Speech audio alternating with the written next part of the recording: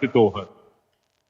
Në këtë rast, sulmi është provoku, edhe në fakt është sulmu, jo veç provoku, sepse zoti Zemaj nuk ka sulmu. Zoti Zemaj thjesht është mbrojt nga sulmi që e ka përjetu pas pyrjeve që i ka dëgju.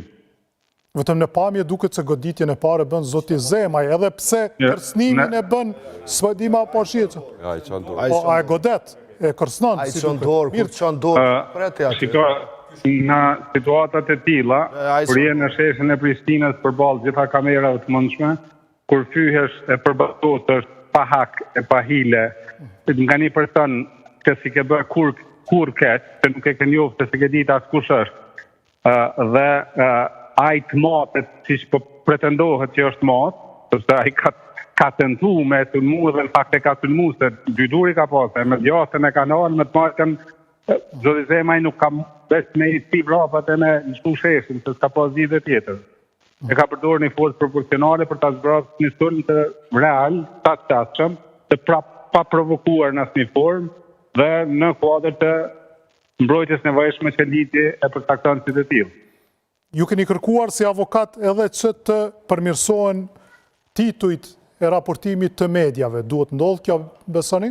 Unë jam vetë krenar media, respektoj punën e secilit gazetar. Natyrisht që raportimet e para janë gjithmonë mund edhe këtë huqje, sepse ja huqim të gjithë, por e vërteta e rastit në këndvështrimin tim si profesionist para sa jam i kësaj fushë, unë besoj që nuk ka vend për ta quajtur dhe nuk përmbushen kushtet për të titulluar ky është qytetari që e sulmoi zoti Zemaj, ose deputeti Zemaj. Pra, kjo është që unë kam kërku.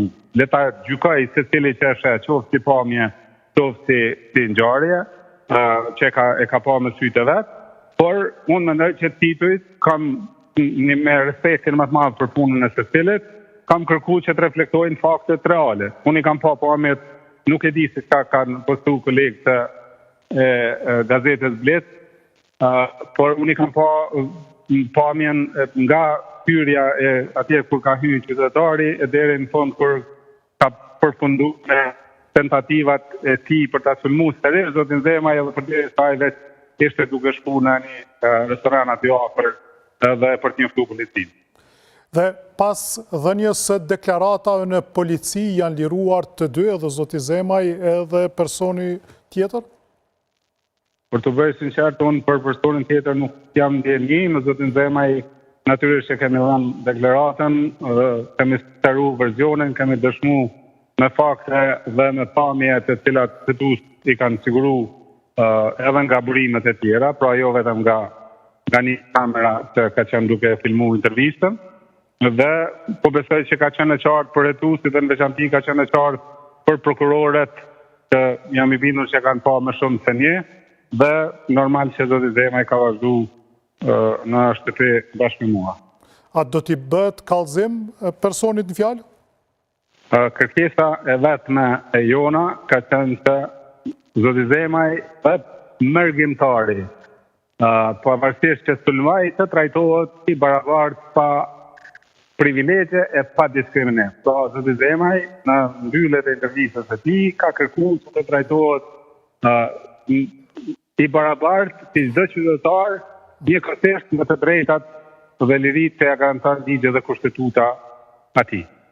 Kështu që po kemi kërkuar që të iniciohet hetem dhe normalisht ai përgjigjet për sulmin që i ka bërë një deputeti në kryet e detyrës së tij. Mos harrojmë se zoti Zemaj sa ishte në detyrën e deputetit i deleguar nga partia për të dhënë intervistë për një çështje që është më rëndësi publike, besoj gjithandej troje shqiptare. Ju e keni parë edhe prononcimin zyrtar nga Lidhja Demokratike e Kosovës, quajtur reagim për medje, e vlerësoni si të drejtë ashtu siç është cilësuar?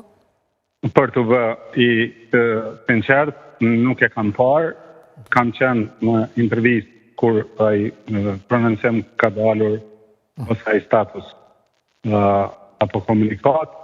Nuk e di, por të vërtetën e kam perceptuar me sytë e mi dhe në ata unë një këtë push, besoj që agresori ka emrin mbi emër tash, edhe ai është pikërisht i paraqituri si viktimë.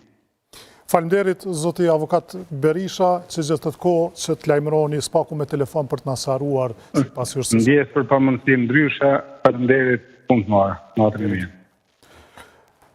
Zoti Kajtazi, si e pat ju, pra e kemi tash edhe versionin që e dha edhe avokati, natyrisht nëse do të lajmërohet edhe ky mërgjimtari, kërkojmë falje se si ja dim deri tash emrin, mund ta marrim edhe versionin. Unë disa herë kam qenë vetë viktime e dhunës, edhe nuk është ndjenje mirë, është diçka e papranueshme.